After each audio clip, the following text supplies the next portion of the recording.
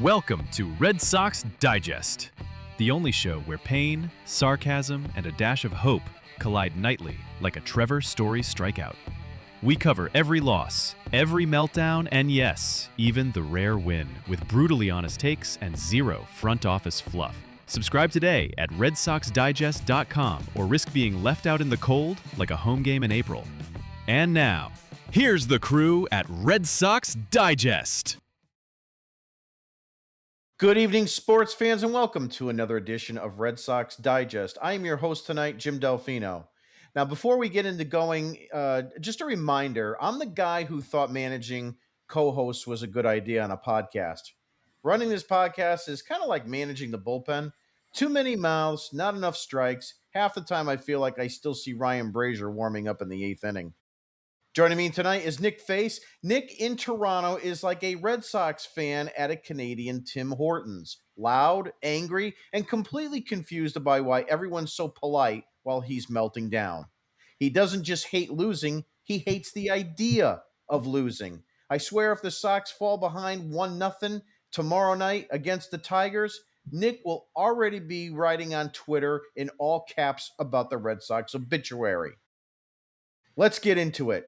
Your Boston Red Sox are now 87-72 after losing Game 3 to the Toronto Blue Jays in Toronto. Top of the first, Jarren Duran pops out. Trevor Story lines out. Alex Bregman strikes out. That's three batters, three different ways to ruin your evening. Bottom half, Brian Bayo starts strong, strikes out George Springer, gets Guerrero and Barger to roll over. Scoreless after one. Hey, that's as good as it got.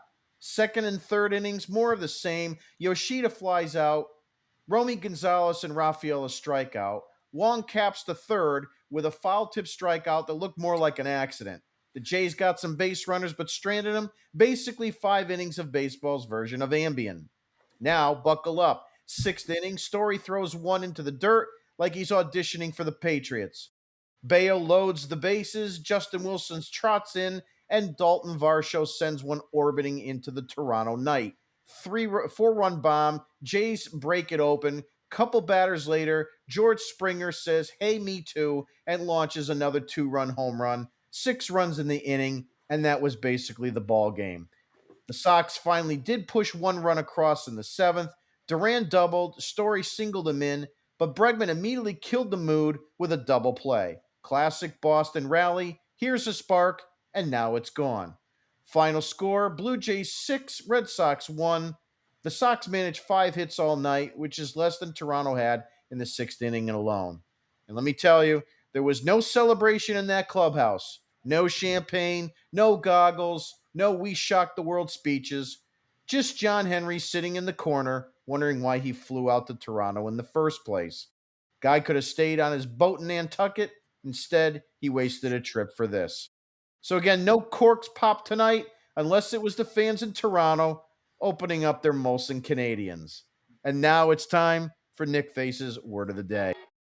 And now it's time for Nick Face's Word of the Day. Jim, don't you just love being teased? Teased is tonight's word of the day for the Boston Red Sox. They get you right where they want. They hype them up. They get John Henry and Sam Kennedy to Toronto. Oh boy, it's time to party. Wrong. You can't hit a bullpen game of the Toronto Blue Jays. That's not to take away from anything from some of their relievers in their pen, but come on, Red Sox, to get no hit. It was a perfect game through 6 innings. That's an effing joke. Come on. And you want to get to the playoffs with that? All this did tonight to me is set me off and just realize this team going in, if they make it to the playoffs, it's going to be, to me, you're out. You're one and done. You'll get a wild card series and bye-bye. You're not going anywhere. You can't consistently hit. You can't get out of jam. It's just not going to happen. So tonight was a tease. Now we get Apple TV tomorrow night. I am not paying for it. I'm sorry. I'm not doing it. I'm not doing it. I'll listen to the radio broadcast. I'm not paying Apple another dime to watch for this season, to be wasting time or to waste money or to get your heart ripped out so they have to do it Saturday or Sunday. We'll see what happens when they return back to Fenway. Detroit did win against the Guardians. We'll go over that a little bit later, but this is a big teaser. Big teaser tonight. It sure was. Nick Face's word of the day is presented by John Henry's Travel Agency, where you can waste a trip just like where you can waste a trip just like he did going to Toronto. Yeah, I'm sure Linda put him on that plane. Get out of here, John. Yeah. So we'll be a little bit lighthearted today. Just a couple talking points. Brian Bayo, 5 innings, 3 hits, 2 earned runs, 3 strikeouts.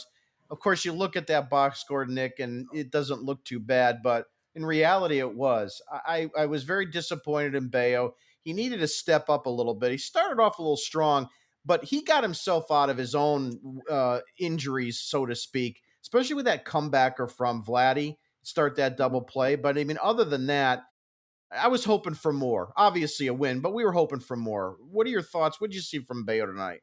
I was incredibly disappointed with Bayo. Very much so. I'm seeing a guy that's what we've seen in the past 2 years when he's throwing. When he gets into a jam, he crumbles like a cookie. Those cookie crumbles were all over the place on the mound for him tonight. Trevor Story made a bad play yet again. I'm sure we'll discuss that as the show goes on here tonight. But that set that inning up for failure. Real routine play at short. It was a bad throw. Then the walk hit. Then the hit by batter. And there's the pull. Cora comes out. And Justin Wilson gives up his first ever grand slam in his career.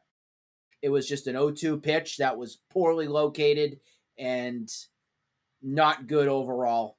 But let's also be brutally honest here, because that's what we also do. The Red Sox had no business even winning this game tonight. Even if they were able to finagle some 1-0 sort of one-run game, they didn't deserve to win this game tonight. They put their feet up. They decided they didn't have an approach whatsoever at the plate. This is what you get. You know, look, I can understand and appreciate the fact that when you are trying to, how do I want to say it? When you're trying to figure out how you want to attack a pitcher, if you're one of the Red Sox hitters and, you know, you got a starter in there from the opposite team, and maybe you kind of like look at some stats or look at some graphs, whatever it is, after your first at bat. How did he get me out? You know, what am I going to take into that second at bat where I can make some adjustments and perhaps, you know, have a different outcome? And then what happens is you got a new pitcher in. You got a lefty, you got a righty, you got a lefty, you're righty. So, and Lou Merlone brought this up too in the broadcast. You know, he says it would drive me nuts trying to have a bullpen game because it's always a different pitcher that I'm going to face. So, look, I understand that too, but at the same token, that's where guys like Pete Fatsi, Alex Cora, you know, they've got to be able to try to do a little bit more to get, you know, their players figuring these out and look at these statistics a little bit more. This is just an embarrassment upon riches as far as I'm concerned. And it, you know, Thayer mentioned it yesterday. He says, you know, the baseball gods are going to strike them down for getting Alejandro Kirk out at first base on that, you know, potential He base. was right. And he was right, you know, and that's what happened tonight. We're going to go a little bit quicker tonight, so it's time for Dugout Dipshits. And now it's time for everyone's favorite segment, the Dugout Dipshits. And Dugout Dipshits is presented by Toronto Tourism, because the only thing worse than watching the Sox collapse is paying Canadian prices for it. And also having to witness John Henry at the Rogers Center. So we have 3 Dugout Dipshits today. The first one, Nick, is Trevor Story. Your reactions? We have a bad problem right now with Story, and it's at the point of having a discussion about him playing shortstop. It's at that point. this is what you got. You don't have anything better. I jokingly said it's time for David Hamilton last night. I'm not going to do that because I know what Jim does to me when he puts him up there, and I don't need that crap in my box tonight. So no, David Hamilton is not coming to the rescue. There he is.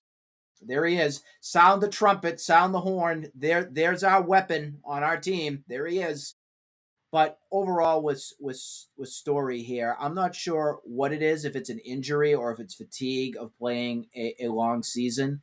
But I'm now at the point where I cringe when a ball is hitting his direction, and I shouldn't be. I don't know what they're going to do as the season ends. Obviously, Story's going to be there, but I'm looking ahead to next season, and I don't know if we have a discussion here about position changing or whatever happens with the option here with Trevor Story as well, too. He may be cruising to second base territory. We liked him there with the final season that we saw at Bogarts, but overall, I'm concerned with what the outlook is here with Story. I'm leading to believe this is something injury related. I really am, and just breaking down the long season. Don't particularly know if this is mental. I don't know if it is. I was watching that play a little bit more. I rewinded a couple times to kind of see the reaction and see what was going on. And I don't know, he looked a little stiff. There's something going on, I think, maybe with the arm, maybe a little bit. I don't know if it's cause for concern majorly, but he's definitely fighting something, Jim.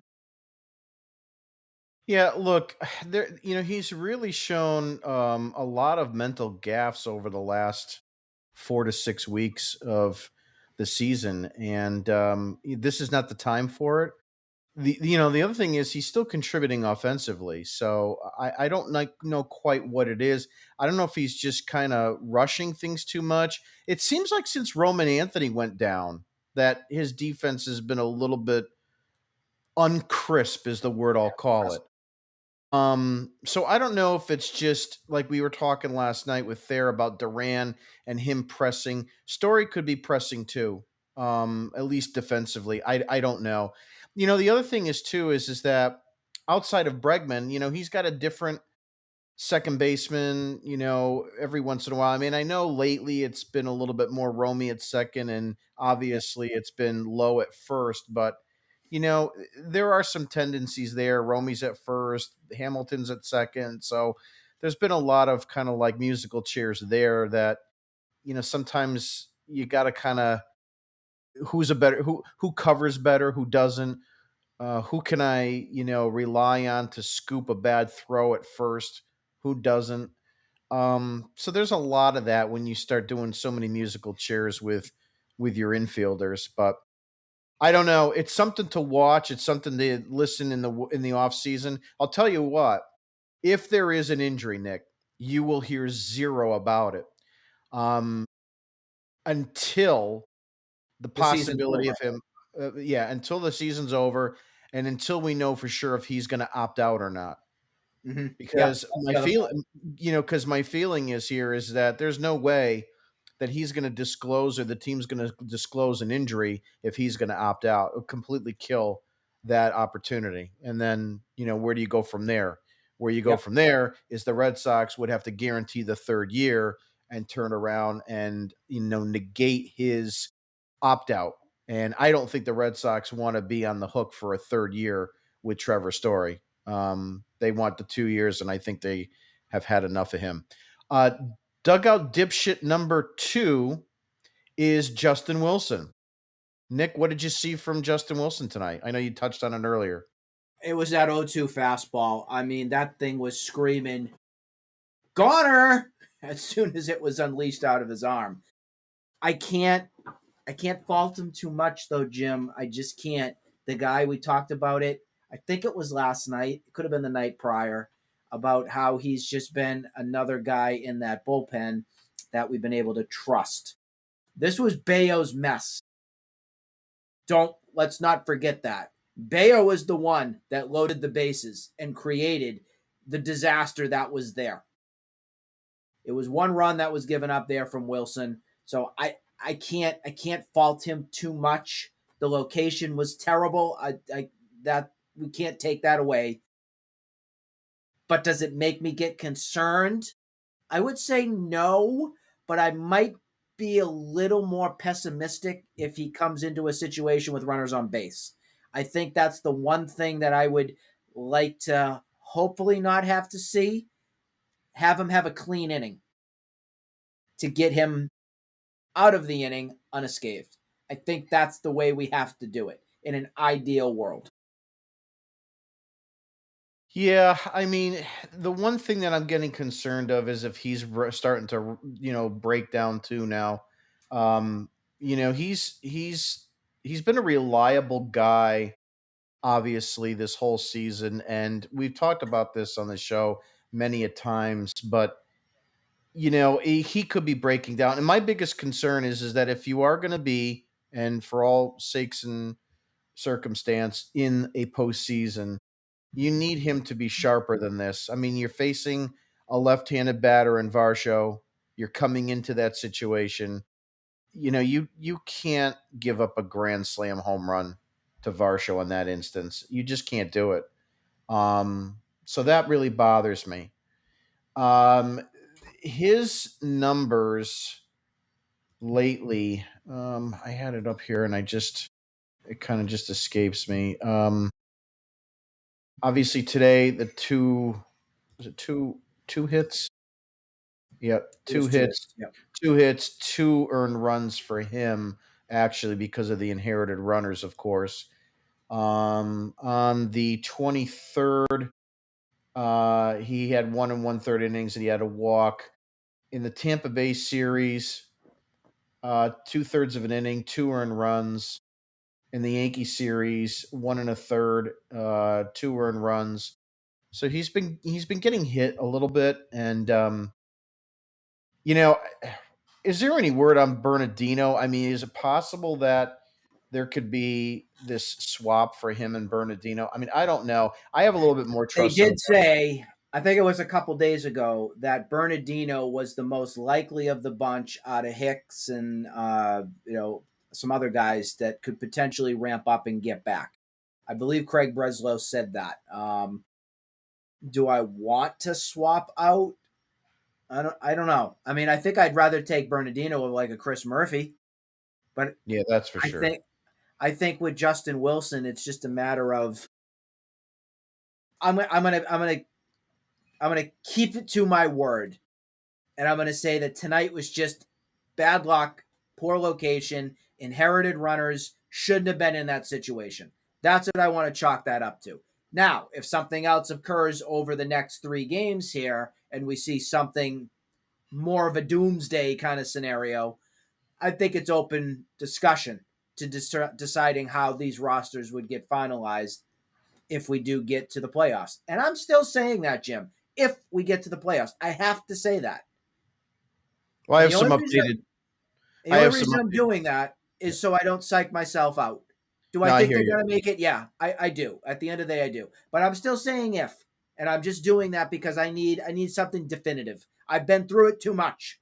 No, I So know. if you want to get mad, if anybody wants to get mad at me for any of it, blame the Red Sox. Don't blame me. I need to see it clear, black and white, in color, whatever it is, so I know where we're at. Yeah, we'll talk about it in a few minutes in Wild Card Watch. Dipshit number 3 of the night, Nick, is John Henry, the owner of the Boston Red Sox. Tell me why he's a dipshit tonight. I mean, he went to Toronto. He went to Toronto to see his team collapse. I mean, that's great. He just wasted all of his money and his Where tire the, miles. where the hell have you been all season, John? Where? Liverpool.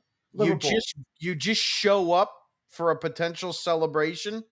Well, he's licking Where ice have cream you been? cones with Linda, like that. Him and his I mean, ice the cream only other cones. the only other time that we even really sniffed John Henry is when he went to Kansas City to tell Devers, play first base or I'm trading you. I mean, that's basically where we're at. Thanks a lot, John. I mean, good God. I swear to God, He's tone deaf is what it is. He is so checked out, and he's just so englamored by knowing that this team could maybe get to that promised land that he has to just go and see it to believe it. yeah. And what in Sam Kennedy was he doing there too? Well, that's his puppet. He needed something to play with on the plane. Yeah, yeah, His mouthpiece. yeah, yeah. It's unfortunate that either one of those bozos couldn't have actually had some kind of discussion tonight. Off camera, on camera, whatever, so that Oh, they could. they couldn't be bothered. They had to get to Tim Hortons. You know it in Canada. That's what Yeah, it's they all got. about. Yeah. It's a double double, and Tim Horton bucks. Wild card watch coming up. And now it's time for the Wild Card Watch.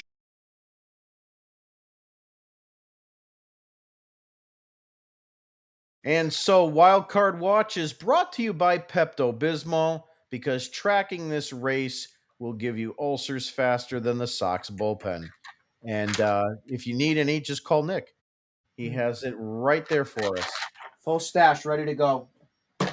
All right. So, this is how we're going to end the show by discussing, obviously, this upcoming series and how it's going to play out. So here's where you're at. The New York Yankees and the Toronto Blue Jays are winners today. So if my math is correct, 91 and 68 apiece. The Boston Red Sox have 3 games remaining, which means that the maximum amount of games they could win is 90. That puts them one off the pace from both the Yankees and the Blue Jays. And what that means, Nick, and everyone listening, is that the Toronto Blue Jays or the New York Yankees are guaranteed one of them will be the AL East champion, and the other will be the first seed wild card, the first wild card position. So that now leaves position 2 and position 3 of the wild card. And that can be made up of either A, Boston, B, number 2, Detroit, and number 3, the Houston Astros. The Houston Astros have 85 wins. The Tigers have 86. The Red Sox have 87. With 3 games remaining, if the Boston Red Sox win 1 game, they clinch. They will have 88. The Houston Astros could potentially sweep and have 88, but the Red Sox would have the season series. The Detroit Tigers, if the Red Sox win 1 and the Tigers win 2, so if they go 1-2 at home in this 3-game series, then both the Tigers and the Red Sox will have 88 wins apiece. But because the Tigers have the head-to-head, the Red Sox would automatically be the 3rd wild card. Detroit would be the 2nd. So, Nick, the reality here is this. Out of 3 games remaining, you go 2-1, you're the 2nd wild card. You go 1-2, you're the 3rd. If I have that right. Well, what if you don't win any games? We need to make sure we get that. That's also important. So if you win none and the Detroit Tigers sweep you, they are 89 wins. They're in position 2 as the wild card. Yep. And then it's a matter of what Houston does. Houston would have to win. Houston would have to run the table because that would get them to 88 wins. If the Houston Astros only win 2 of 3 against the Anaheim Angels, it's not enough because you have the tiebreaker. Correct. So if you get swept, the Astros still have to sweep. That is correct. So it's a really hard mountain for the Astros to fill to get a postseason berth here. Yeah, that series in Oakland really, really hurt them. And I was very surprised. I mean, let's give kudos to the A's just for a second on them playing spoiler. They did it to the Red Sox. And they're a hard team. They're not a joke. Their stadium's a joke, but their team's not. They're going to be an up and coming team that I think is going to make some run here in the not so distant future. But I do think realistically, I actually think the Red Sox may get the 3rd spot. I could see the Tigers coming into Fenway taking 2 of 3. I could. And the reason I do that is because the Tigers were down in the dumps. They finally got back on their winning ways right here. They haven't had a great second half, as we know. It's been a massive collapse. But the Red Sox have had a terrible second half, too. Let's be real. Their team is not that good. Outside of Crochet, you got nothing that I can tell you is reliable. Yeah. The other thing I think wholeheartedly is if Boston loses tomorrow and Houston loses, we win by default. Yes. Which then sets up Saturday's game and Sunday's game. And it would be my opinion that the Red Sox will just kind of take a flyer on those two. Because I don't think they're gonna try to work hard to win both of those games in order to be the second wild card. I think they'll just take the fact that they're in and get ready for Tuesday. Your thoughts? Yeah, I think exactly the same. We know how much Cora loves to have the getaway lineups in there on days of any caliber. So if that happens, and leave it to the Red Sox for that situation to happen, where they lose, the Astros lose. Oh, okay, let's party. It's so typical. Yeah, it's like Sweet Caroline in the eighth, down 9 runs. It's exactly how it would feel. Yep, I couldn't agree more with that. So if that happens, which likely it could, right on Apple TV for 3 people to see it. That's beautiful. That's just absolutely beautiful. Yep, that would For no one to watch it. That None would of be the Nesson exactly the crew. situation. Yep, that would be exactly the situation for this team to ride into the playoffs, limping right in.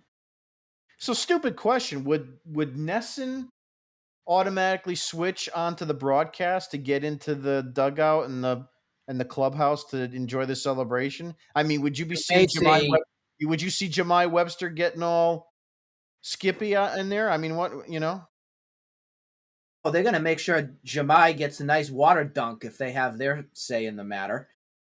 What they'll probably do, and I think we've seen this over the years with other playoff teams, because again, this hasn't happened really for the Red Sox in a long time. They have their postseason, their pregame show, and then they'll go to the postgame show, and then they'll let Apple cover the rest. I would be Yeah. very surprised if they didn't do something like that. Yeah, I would think so too. They'll probably have something. So You won't see NBC Boston doing anything, as far as I know. no, no. They don't do much anymore. That network, it's a shame because it used to be really good with Comcast Sportsnet. Not the same anymore. Yeah. Which kind of leads me into tomorrow's show. Probably what we might do is if there is some sort of celebration tomorrow night, regardless, we'll see how that pans out on Nesson. We may not be on exactly right after the game. We'll have to kind of play that out and see how it goes. But we're going to end a little bit early tonight. Nick, any closing thoughts? Anything you wanted to discuss or bring up as it relates to the whole entire season, the next 3 games, anything that's burning in your mind? I think it's very likely that we could see a loss tomorrow and a Houston loss, and then that would be the clincher for the Red Sox to get to the playoffs. I could totally see that happening. It's unfortunate, but that's kind of where we're at. Who is our probable starter for tomorrow? Do we have one yet? Yep, we do. In fact, that's what I was bringing up because I was going to close with that. So, the starters right now, it is Kyle Harrison against Mize. And on Saturday, it is early, and it looks like the Detroit Tigers do not have a scheduled starter for Saturday. We originally had Giolito for Sunday. It is not showing Giolito anymore, Mm-hmm. but Tarek Skubal is showing for Sunday for the Tigers now. I wonder if that will. I'm sure there's going to be a lot of things and a lot of situations that would might change with those probables. Seeing what happens here tomorrow, I think it's a day by day case to see what lineups and what pitchers we'll see. Yeah, I agree too. And if Skubal is going to be that Sunday starter, which I still find it really surprising to see that right now. Yeah. Yep. Because I would think they would want to line themselves up for whoever they're going to be facing. Yep. But that being said, that is a 3:00 game. And if what we've been discussing so far tonight, that the Red Sox lose game one and and Houston loses, the idea was you would need to win Saturday and Sunday in order to make the second wild card. It's not going to happen. And if Scooble's going to be pitching, there's no way in God's green earth that Alex Cora is going to try to win that game on Sunday. He won't give a rat's ass. So, Nope, I agree. yeah, that will be just a wash. He'll just put you or me in the lineup if he could. I'll take it. So that's going to wrap it up. If Jaron Duran and David Hamilton can do it, so can I. And so can you. I have full confidence in these two hitters right here. Yeah. Before we close off, just a couple things from some of our listeners and viewers. So Red Sox Jesus, you better be there tomorrow, Jim.